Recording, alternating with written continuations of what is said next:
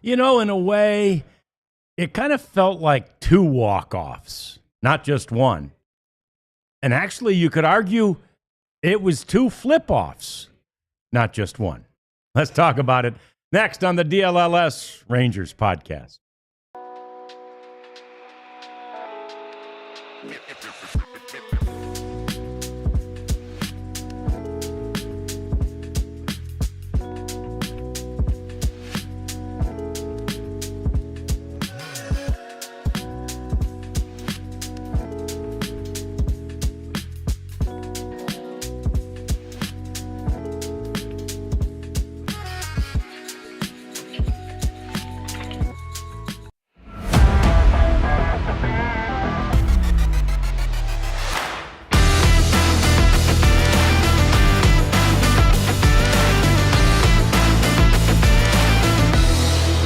Every great season has a win, at least one, that you look back on and go, oh my, remember that one. This wouldn't have happened if it weren't for that one.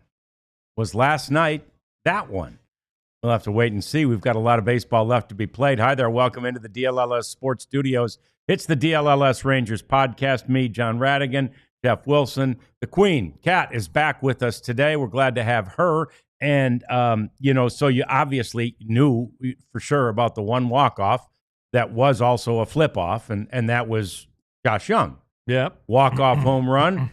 Beautiful bat flip as he went down first base. No flip until he knew it was gone, and yet he knew it was gone as soon as he hit it. But let it get into the seats, flipped it off. Well, but really, that Joc Pederson game-tying home run, Jeff, that was tantamount to a walk-off. And then those words that he said, if you could read lips as he went down the first baseline, that's tantamount to a flip-off. So away we go. And he didn't flip the bat. He just threw it at the dugout. I was wondering if anybody got out of the way. He was angry. And it was interesting to hear him talk afterward. He's lost some sleep over this, and he knows he's been terrible. And terrible's probably 100% accurate. Yeah, maybe an understatement. I don't know if you can get much stronger than that. Yeah. About one of his F words in front of it, maybe. But right. I was at home because we had the kids' sports two different places at the same time. So I left the game after pregame, and I was just sitting there watching it, and he hit it. Kind of looked at my son, just started kind of laughing. Like, you gotta be kidding me, right? He's had a couple hits. He was 2 for 21 entering the game yesterday since he came off the injured list. But he's had some at bats that are just like, what is he doing up there? And even in this game, I mean, not this game because he didn't start it, but the Sunday game, we're like, what's going on? Right, we're begging in the Sunday game. Well, from here, we're begging for Boch to pinch hit for him. Well, right, and then he comes up as a pinch hitter, and you could hear Dave and Mike like, well, here comes Joc Pederson to pinch hit. It's like, that's not good. I was on the DLLS Twitter account, literally typing, and the air just left the building, and boom. And luckily, as I put later, I'm a slow typer because it was one of those that would not have aged well, obviously. But anyway, away you go. We had that, again, like the first of two walk-offs. I mean, that right there, and it's hard to say what the heck would have happened if they'd lost. Yeah. But that almost made the thing feel like a win, even if they had lost. Yeah, he's got to follow through with it now. He does. He can't just go back to going 0 for 41 again like he did earlier in the year. He has to go, and maybe it was the feeling he's been searching for. Maybe that was it, and maybe now he does, hit a little now. Maybe he's not an automatic out, and it's time for him to do it. And we talked when I was in Seattle, talked to some people with the club, and they're like, he's got to get going. I think they were at the point where he's on a leash, and he's going to run out of it if he doesn't start producing. again, it's only one home run, and he has to keep it up. But it was so unexpected. It's so just out of nowhere. Yeah. And it's like, I kind of wrote this today at DLLS. It's like, look back at this franchise's history, like crazy things that have happened. Back-to-back walk inside the park home runs. Yes. That's nuts. Yeah.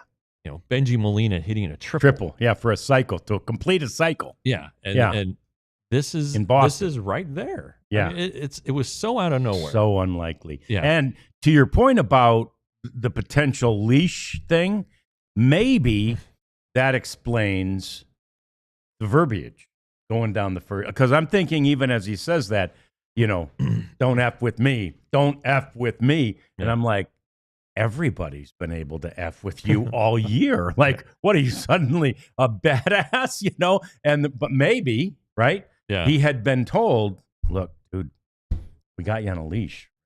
Yeah. Right? Because we can't let this go. He's a veteran. He deserves that sort of open courtesy. line of communication. Yeah. Right? So maybe it was told to him, hey, dude, you've got to do this or we can't keep trotting you out there. But right. in any event, it was triumphant for him. Not quite as triumphant as it was, and so great to have Josh Jung back in the lineup. We were, especially with this stretch with 4 out of 6 pitchers they're facing being left-handed, we were hoping that Josh would be able to come off the injured list. There were some reports yesterday morning that it looked like he was not going to. So glad he did, obviously based on what happened when he hit the 3-run home run in the 10th inning to give the Rangers that victory. So he's got 10 games at the major league level since he was sent down to AAA to basically find himself, Jeff. And as I look at those numbers, I say, found, right? He has found himself. Yeah, he does not like talking about his demotion. We talked to him in Seattle, and they were short answers, and he wanted to get off the subject as soon as he could. Of course, we didn't let him because you can't just have one sentence. You at least got to combine those 3 short sentences together to make it a worthwhile quote. And the thing that he's realized, and it's caught him before in the past, is that he was trying too hard. He was pressing. He was doing too much, and just lost control. And I've mentioned this before, and I mentioned it to him whenever we talked to him. I guess it was Friday because we wanted to ask him about Danny Coulomb too, or not Danny Coulomb, but Phil Maton. Oh yeah, Maton, who busted his wrist. Right. Yeah. Anyway, when in 22, he had the shoulder injury in spring training. Comes back early, goes to AAA, and it's just killing it. And it's like, all right, the season's over. It was mid-August. Like, what are they waiting for? And he kept not getting called up. And the longer he stayed there, the more he tried to make an impression and press. He ended up chasing balls and all this stuff. And he was striking out way too much. It's very much like his June and July. He was all, before the option, he was lost at the plate, swinging at pitches like a foot inside. Yep. He lost like the basic mechanic, like where he stands in the batter's box. There's a whole bunch of things that he just got caught up in, and so he needed it. He absolutely needed it, and he probably doesn't agree that he needed it ultimately. Maybe he's just trying to save face, but the results are really hard to argue with. The before and the after photos are pretty shocking. Very, very shocking. No doubt about that. And it's working, and it's great. And the dividend paid, huge last night as he was able to hit that walk-off. And that, too, is so important for, not only his confidence, but I think the confidence of the team. Blake had a comment earlier in the chat that I loved and agreed with. He said, so nice for the Rangers to score 8 runs and get this victory when Marcus Semien, Corey Seager, and Adolis Garcia were 0 for 15. And I'll say this, Jeff. I don't know. First of all, and my wife came up. She's watching the end of the game with me. That swing that Marcus Semien had. I laughed at that one too. My wife even looked up and went, "Whoa, what was that?" That was crazy. That was a sweep. Now, that was a sweeper of the highest order. But that said, and again, I think at that point, I told her, I go, the only thing he could possibly be doing is just trying to somehow get a bat on it to foul it off. But it was a horrible looking swing. But then you've got Corey Seager, who is admittedly 0 against Max Fried. It's a tough lefty-lefty matchup. But man, he was swinging at balls that were never strikes multiple times. It was the changeup. And it was low. It was never in the zone. Yeah, he took one, and you thought you might have a good at bat after that, but it was a little bit alarming for sure. But this offense, all offenses, and all 30 teams are best when you're getting production up and down the lineup. And the Angels the other night beat the Rangers because that whole series, their 7, 8, 9 hitters were fantastic. Yep. And you got it in the second inning. The Rangers are down 3-0. Patrick Corbin is out on his feet basically, and then you see the bottom of the order coming through against a guy who was arguably the best pitcher in the American League in the first half, and Zeke Duran, two RBI hit. That was huge. Yeah. Josh Smith, a left on left hit for the first RBI. Yep. And that's the stuff that this team, and again, all teams have to have. But you go back to 23, it was 1 through 9, and that offense could really score runs. We've said it before. In May of 2023, Leody Taveras led the American League in batting average. Yeah. Okay, so when the Rangers are getting that kind of help from the bottom of the lineup, it takes the load off of the 2, 3, and 4 guys. And, they can't do it every night. No. They're human too. No, and I think you have to share the wealth. I think that kind of night breeds confidence for not only the guys who are having the success, but I don't know if confidence is the right word, but it breeds, I think that the Semiens and the Seagers and the Garcias can breathe a little sigh of relief. Like, okay, good. There's someone else getting it done. Yeah. We don't have to press or even think about pressing or begin to press. Well, and that's the good thing when you have a complete lineup.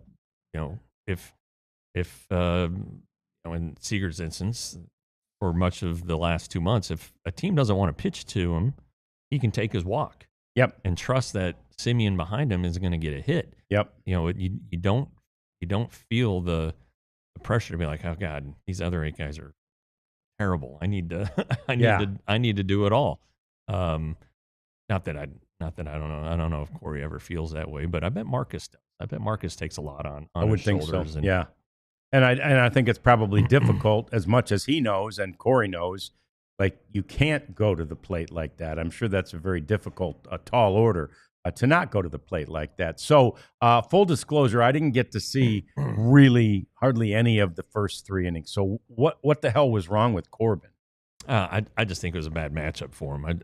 He was throwing a lot of first inning he didn't throw a lot of strikes. There were some walks in there. Goldschmidt homered. Second inning, he threw more strikes but gave up more hits.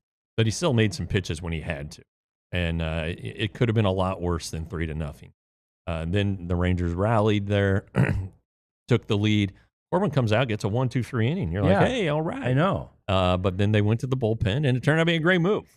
In the long run, initially it was not a great move to bring in John Gray because he quickly coughed up the lead on a ball that I don't know how many people in baseball can hit a ball like that. Unbelievable. Stanton. He's the launch angle on the Stanton home run was 17. That's ridiculous. You almost never hit a ball out with less than a 20 launch angle. Yeah. And 28 to 32 is sort of the normal, 25 to 32, I suppose, the normal launch angle. And the only way to hit one out, if you hit it 17, is with an exit velo that's crazy. That one was 115. 115, yeah. And it got out of there quick. To center. He hit it to center, and that's too. the other He didn't, thing. like, yank it It's down not the line. it's not like he pulled it. Yeah, Right. It's not like he pulled it. So we got lots more on Jon Gray coming up. We're going to talk shades of gray a little bit later on in the program. Coming up next,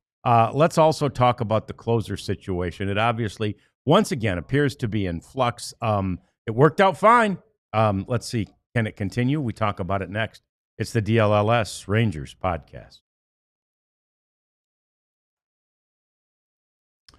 Okay. Yeah, I've clicked on the wrong date here, John. So I've got 4 words for you. Oh, man. License and registration. No, no. Shady Rays are great. I'm going on vacation, so I've got all 3 of my pair to take with me on vacation, and I'll be showing everybody in Michigan, my family and friends down by the lake, that this is the shades you should have. They're fantastic shades. They're polarized. There's so many different styles, and they're unbelievably durable, sturdy. If you lose them, they will replace them, and if you break them or scratch them, send them back to Shady Rays. They'll either fix them or replace them. It's just a great deal. I want you to take advantage of it now because it's about to stay. It's going to stay really hot for the next month or month and a half here in Texas. So 35% off those glasses if you use the code DLLS35 at Shady Rays.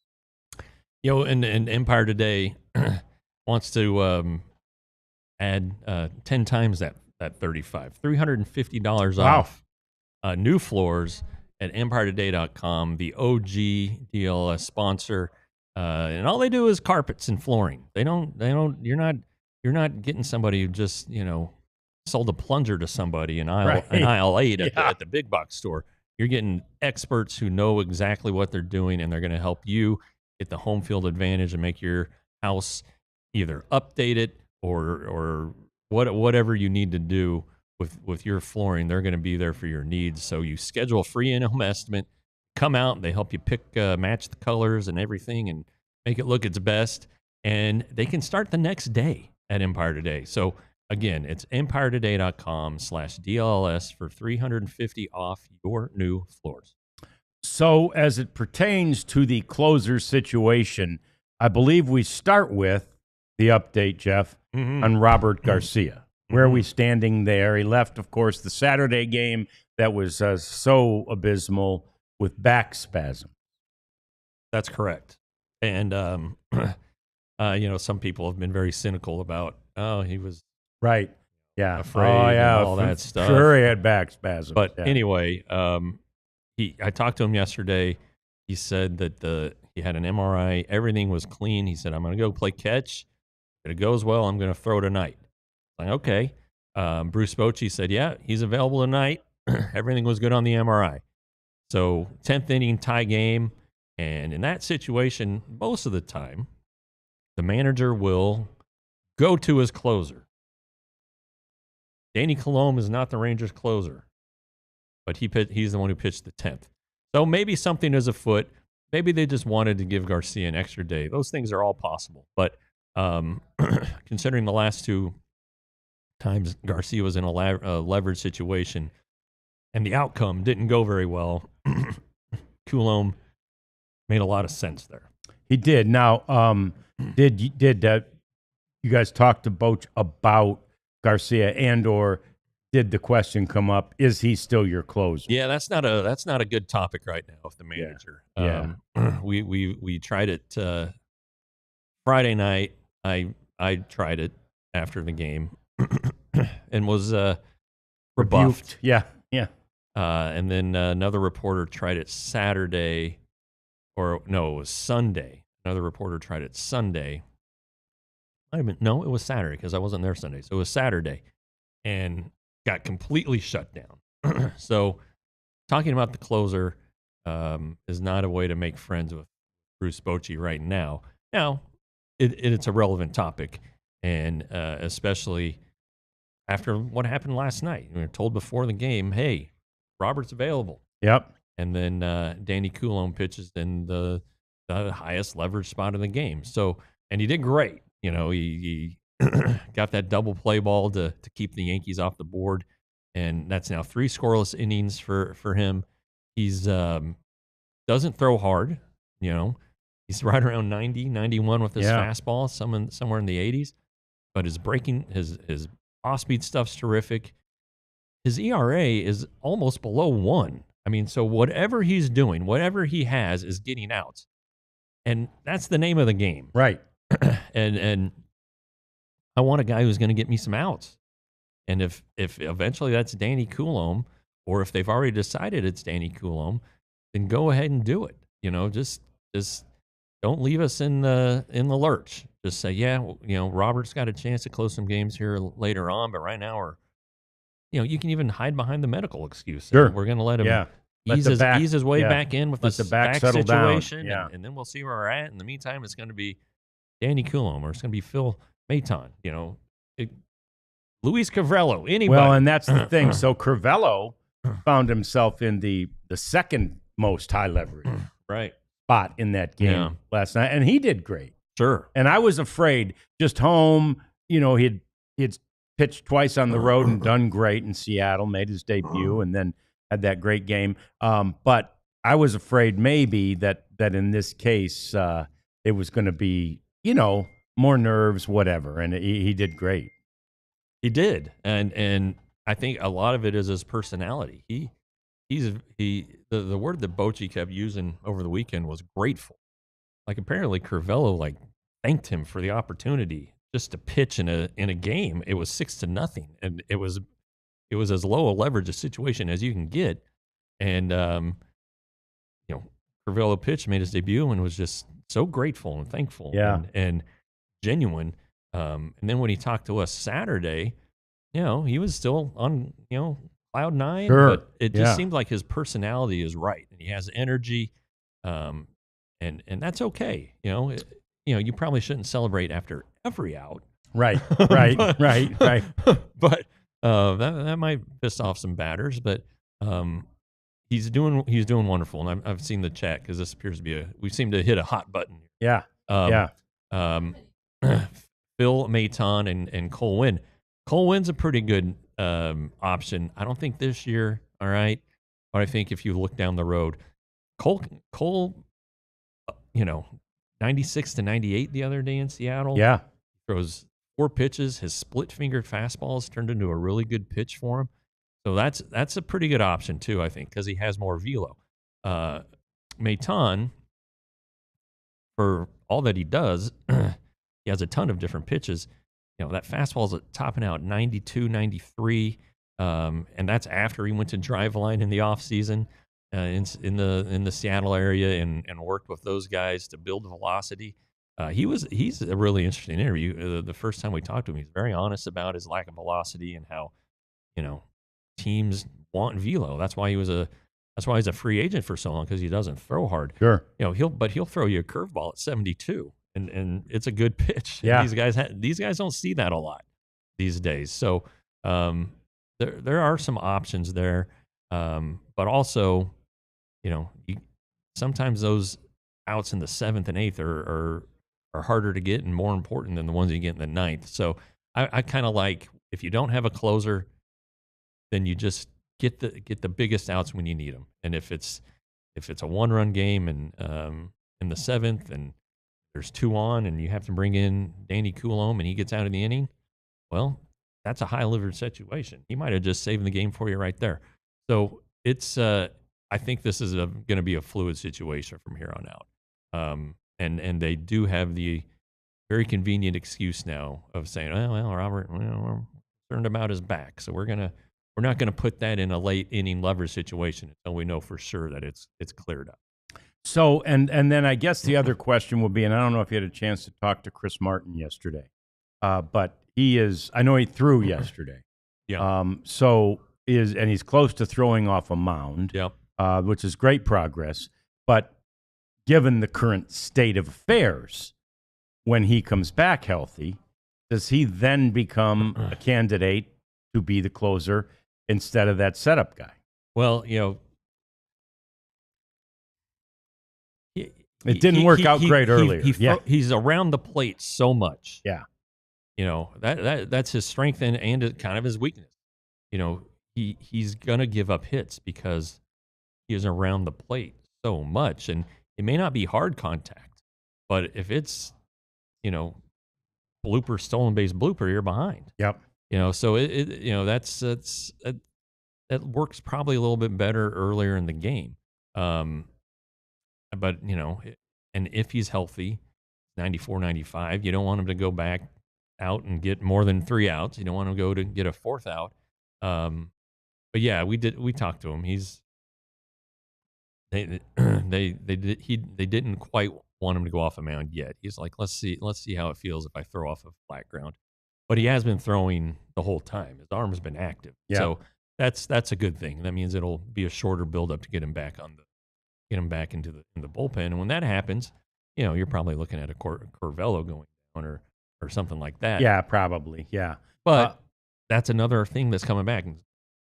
There's a Josh Spores question down there. They shut him down.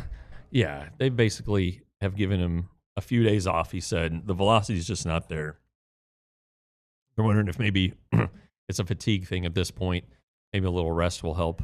So he's been taken off of rehab so that they can restart the 30 days that he can stay on rehab.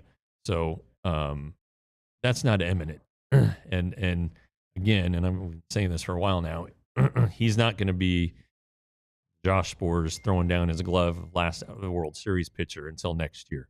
It's the shoulder injury that he had, surgery. It just takes some time. And now maybe he can come in and be effective, but not in the late innings, I don't think. No, I agree with that. And yeah, it's probably most likely that Josh Spores is a guy we'll be crossing our fingers for and hoping will be a big player in the bullpen next year. That's much more likely at this point. Unfortunately, now I see. I think it was Leon mentioned Hobie Milner too, and we certainly never want to leave Hobie Milner out of a conversation about our bullpen, the Rangers bullpen, because he has been an absolute savior. He has been, and my mic is moving on me.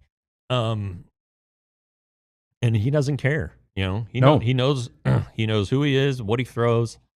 And he's going to go and throw it at the best hitters in baseball. He faced Cal Raleigh the other day and got him. He has to pitch, and it's a unique arm angle. There aren't a lot of guys like him, but you could say he's been the savior of the bullpen. There were times there in in June, especially, where it's like, well, let's put Hobie in there and watch him go out and throw 2 scoreless innings and see where we are afterwards. He's been great. Doesn't give up the long ball. That's the same thing about Coulomb and Maton. I think Maton of the two has given up 1 home run. Coulomb's kept it in the ballpark all year. And that's a pretty good little trait to have as a closer. Yeah. Yeah. Yeah. I remember Mike Adams. Remember Mike Adams, the relief pitcher, and Mike was getting a lot of use from Wash. And I walked by him one day, and he was talking to one of the other pitchers, and he says, "Damn, Wash doesn't give me a break soon. I'm going to have to start wiping with my other hand," right? And I was thinking that about Hobie earlier this year. I'm like, man, he's going to have to switch to the left hand because that right hand is. So anyway, fantastic job by Hobie Milner, and not a guy we ever want to leave out of our discussions about the bullpen. There are options at closer, obviously, and look, Jeff said the other day he's been barking for a closer since Joe Nathan left, but truly, for sure, on this show all offseason, just like you, we were saying they need a closer. Chris Young knew it because we know that they made an attempt to get Kirby Yates, and Yates just decided to go to Los Angeles. And who knows how his season would have gone were he here. Right. That said, it seems good that they didn't end up getting him. Yeah, what has he been on the IL 3 times now? Yeah. Also seems good they didn't end up getting Jake Bird. Yeah.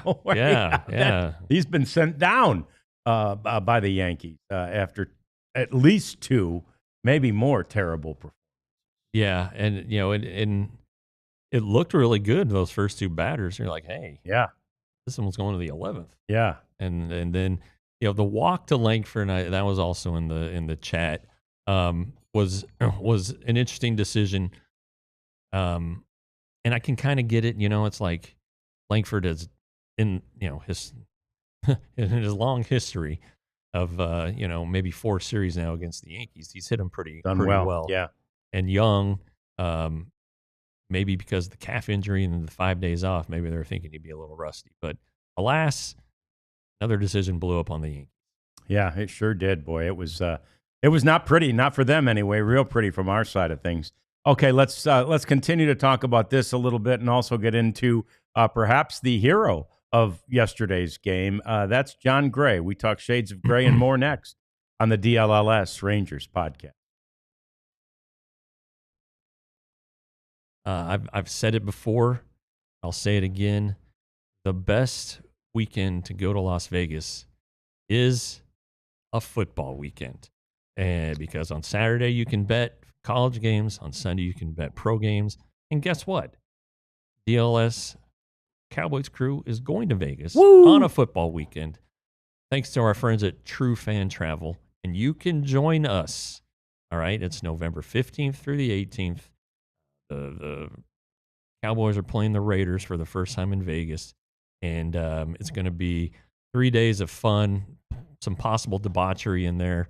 You have to bring your own gambling money. But other than that, True Fan's going to take care of you. Mandalay Bay, book the flight for you, get to hang out with the dudes, and just have a great time, and then go cheer on the Cowboys. So TrueFanTravel.com.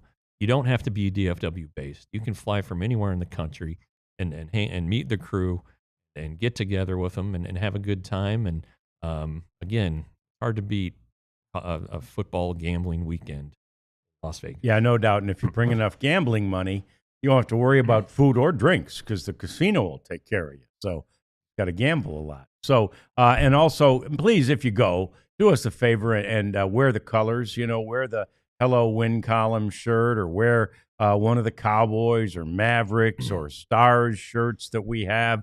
Wear the one Kat and I both had on yesterday for the anniversary, the Nolan Ryan Bulldog, Robin Ventura, you wear that one there. People know you're from Texas. But store.allcitynetwork.com is the place to go to get any and all of that merchandise. We've got a whole brand new Dallas collection.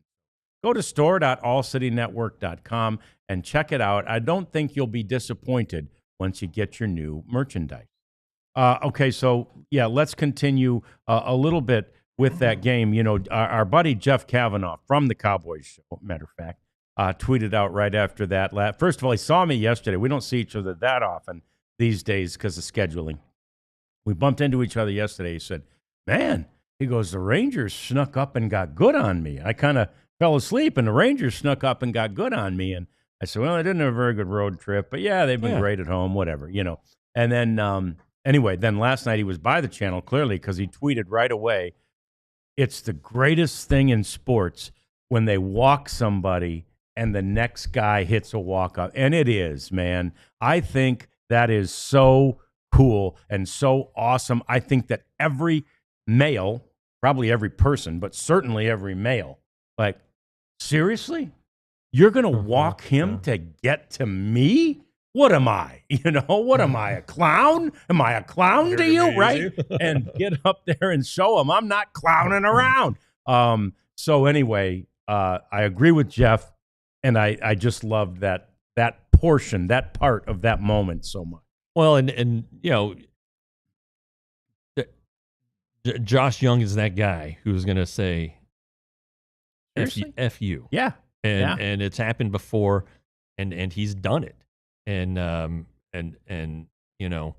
like that Jordan meme, I took that personally. Yeah. He takes it personally. Yeah.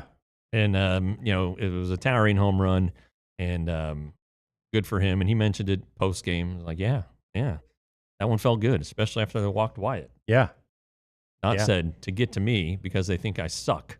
So screw them. Yeah. Exactly. That's the subtext, right? That's the unspoken words within that statement. So really a fantastic moment in a game, and so great for a guy who obviously, as we already chronicled, had his share of struggles earlier in the year. And Natalie, you're right. The Yankees do appear to be scared of Wyatt, and that's what Dave and Mike were talking about at that time too. Like I think by coincidence, just prior to that on the broadcast, RSN had shown shades of Wyatt's cycle last year against the Yankees, or maybe it was the Grand Slam.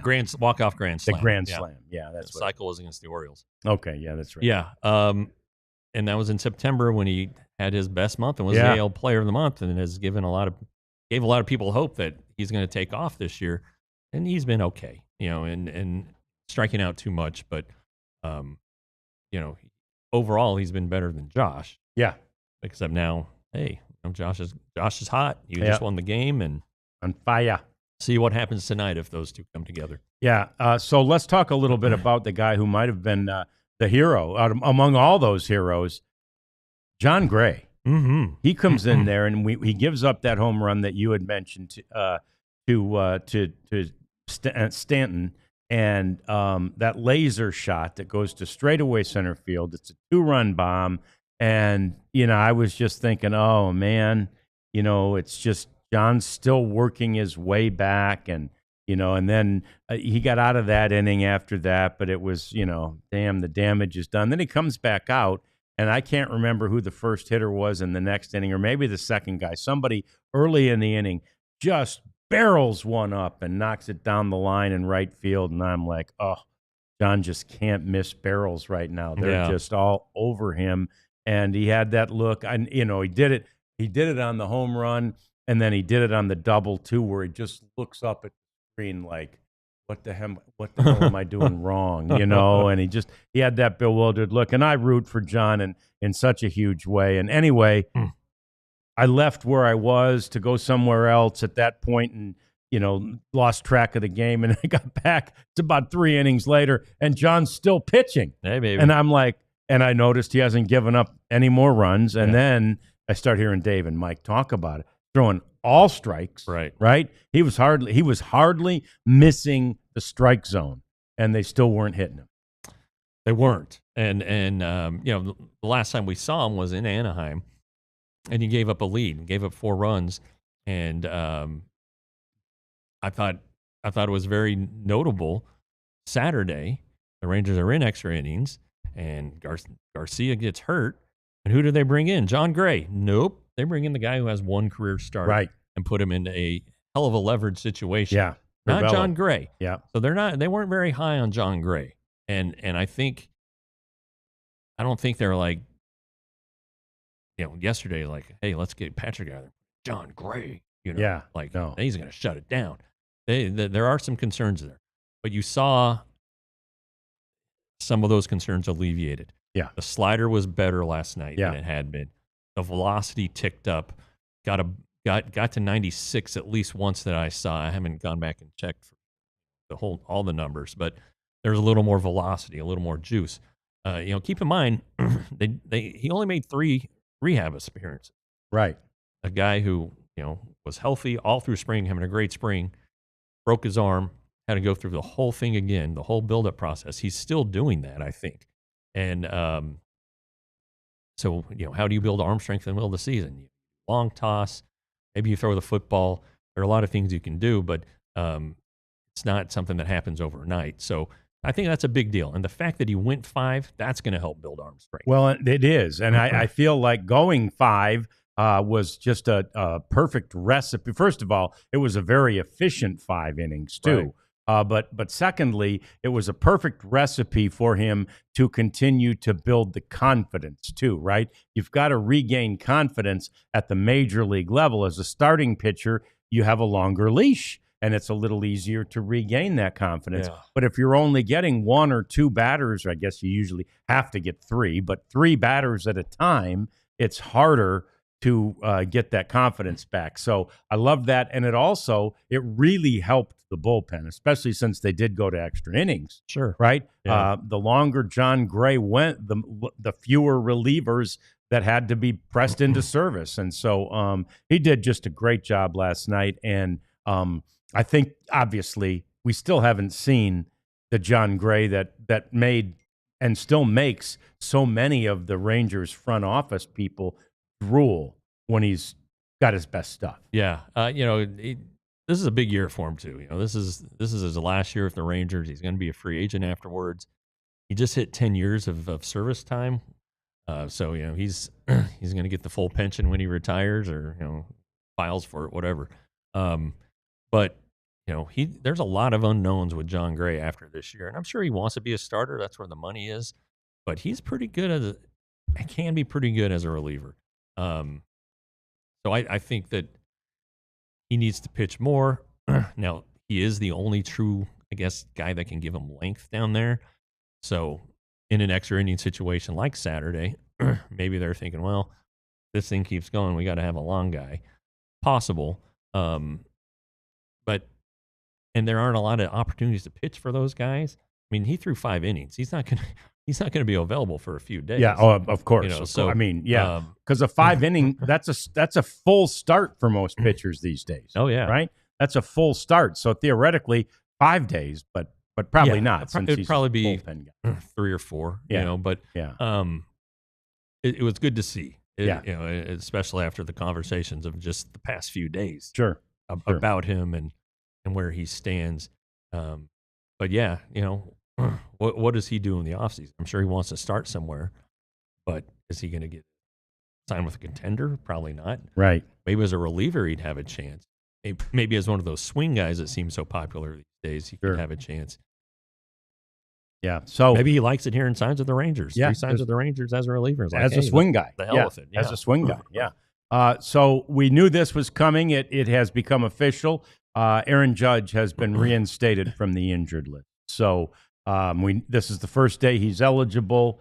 I don't guess they're going to send him on a rehab start, Jeff. I don't think so.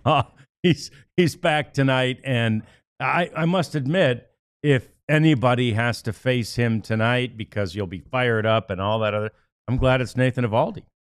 Sure, you know, a guy who's been rusty and hasn't seen live pitching for 10 days, and the first live bullets he sees is from a guy who was the AL pitcher of the month in July and might have worked himself into the Cy Young conversation. That's a pretty good one. I remember the series in May.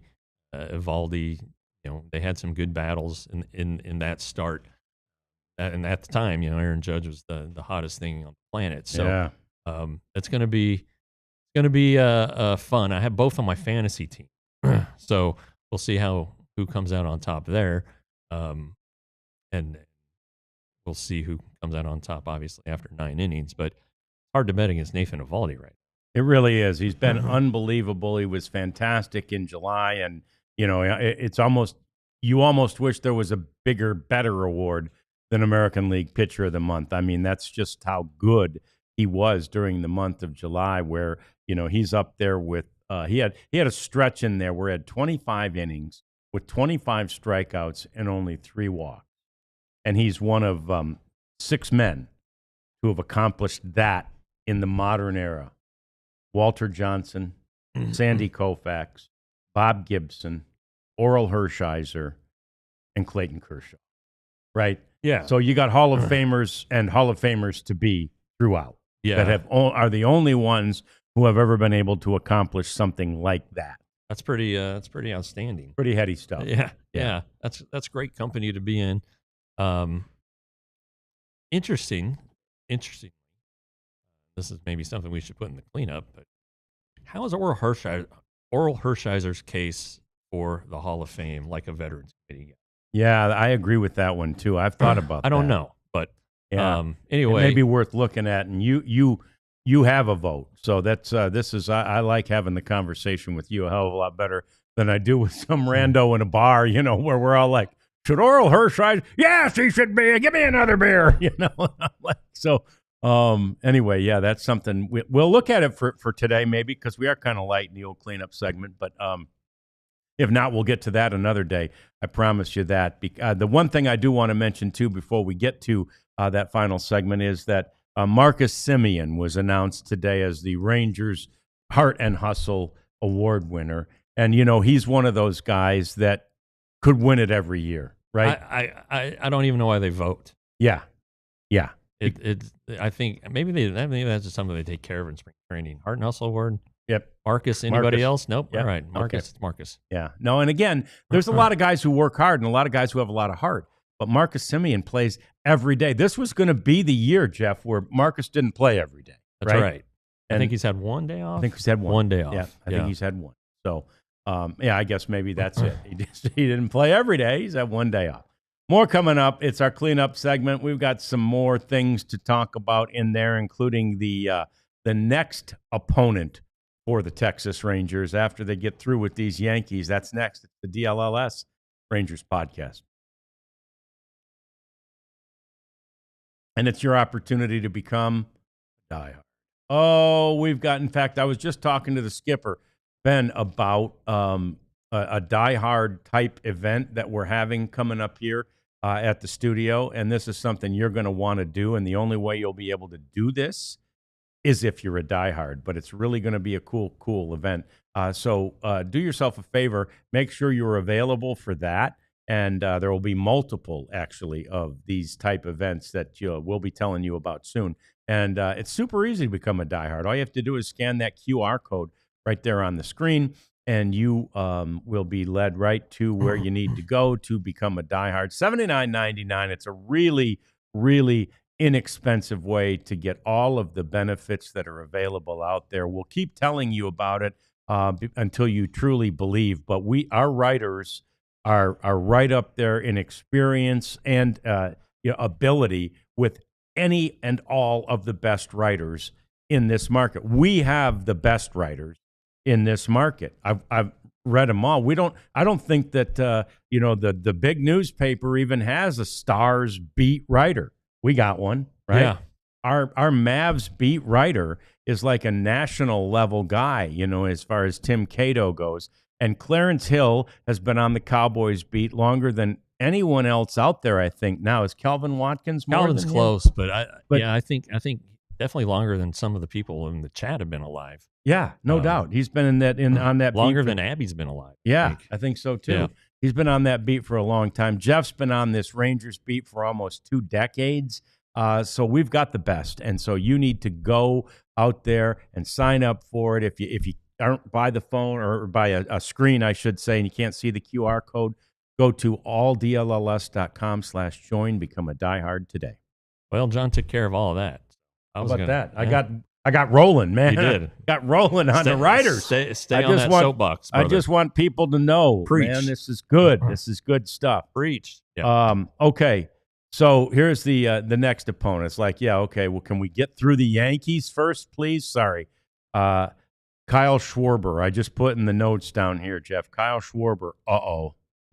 Yeah, I was wondering what the meant, and then I figured it out. Oh, he had 2 home runs last night, 6 RBIs, including a grand slam. And he's going to be at Globe Life Field on Friday. So, that lineup's pretty good it's too. Stacked. Yeah, it's with stacked.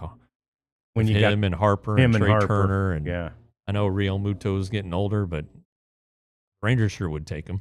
And they can pitch, and they got a reloaded bullpen with DURAN, right? Who was next? Coming up next, yeah. So, Joan, do we say it Joan? I just call him DURAN. Yeah. Johan Duran. It's JHO. JD. Let's go JD. Yeah, JD. Johan Duran, however they say it.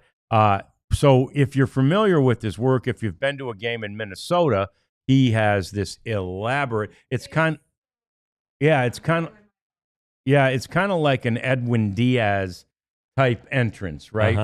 And in New York, and in New York, when Edwin Diaz first started doing that, the Mets game crew first started doing it, but SNY, who is the Bally, the RSN of New York, SNY did not go to break between if he was coming in to pitch, they didn't go to break between the top of the 9th and the bottom of the 9th or whenever he was coming in, because they wanted the audience to see, I guess it would be the bottom of the 8th and the top of the 9th at a home game. But anyway, they wanted the audience to see, the TV audience to see the specter of this beautiful entrance. Well, that's the kind that Duran had in Minnesota. And Kat's saying like tarantula spiders going across the ribbon board and fire and flames. And I right off the top of my head, I'm pretty sure the music they play is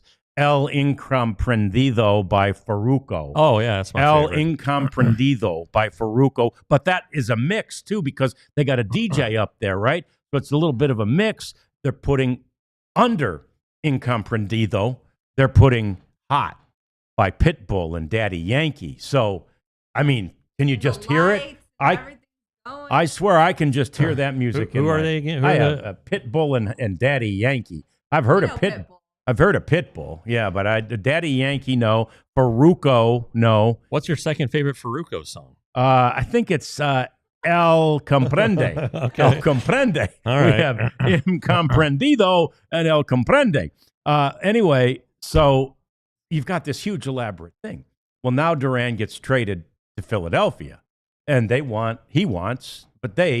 game crew want that same, aura when he enters a game. So, and this is pretty cool. The Phillies game crew people called the Twins game crew people, and they said, "Man, can you help us out? Can you hook a brother up?" And again, it's a fraternity, Major League Baseball, especially those who are behind the scenes. Yeah, we're competitive, but of course we can help you out. So the Twins sent everything they had as far as all of the files, the digital files that allowed all of that to happen on the Jumbotron and on the ribbon boards and everything. And they've been able to recreate it down there. And I will say this about that, and you guys, Kat knows too, and Jeff. I mean, some of the so the DJs and the people who play the music at Stadium are some of the hippest people in the world.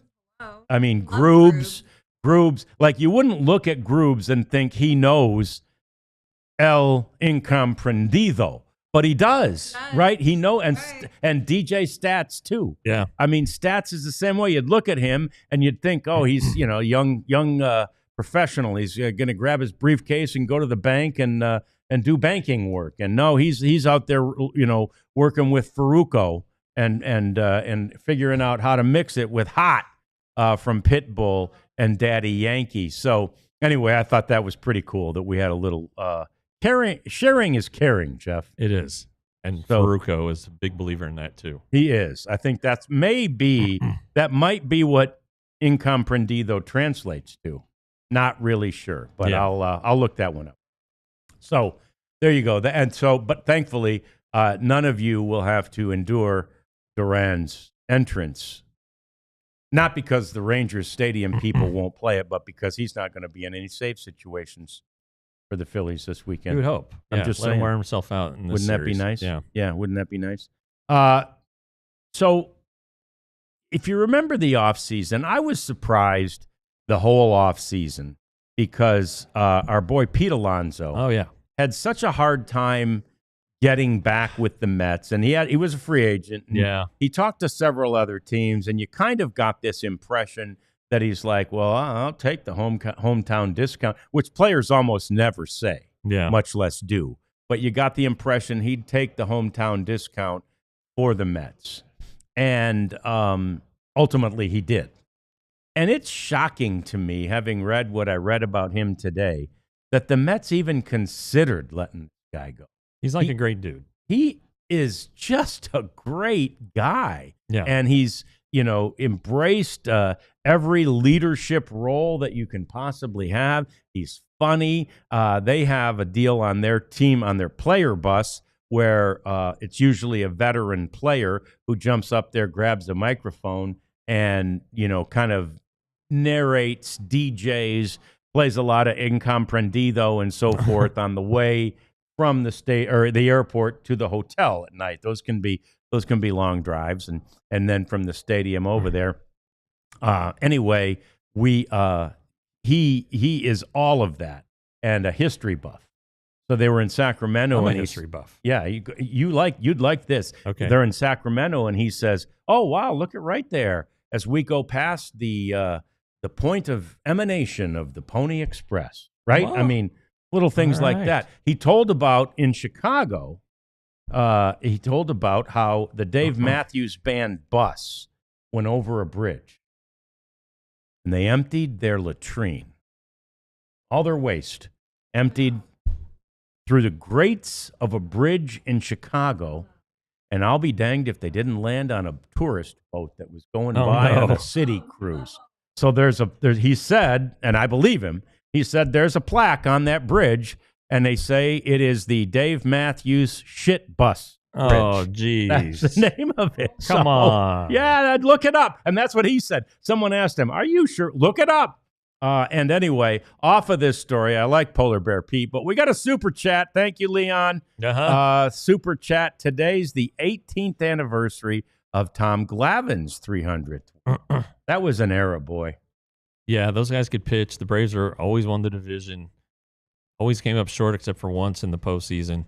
But that was fun to see them. And I saw something recently about the Chicks Dig the Long Ball commercial. I remember with that with one. Glavine and Maddox. And he was a good hockey player, and Glavine was growing up. And left-hander inspired a lot of guys. I know that. Yeah, no doubt. So we appreciate you, Leon, as always. And I appreciated, especially since it was the other league, right? That all that dominance occurred. The one guy I had to appreciate, but it was hard to, of course, was John Smoltz, who was in the Tigers organization. Right. Until they traded him for Doyle Alexander, who was fantastic. They got everything they could have wanted out of him for 11 games.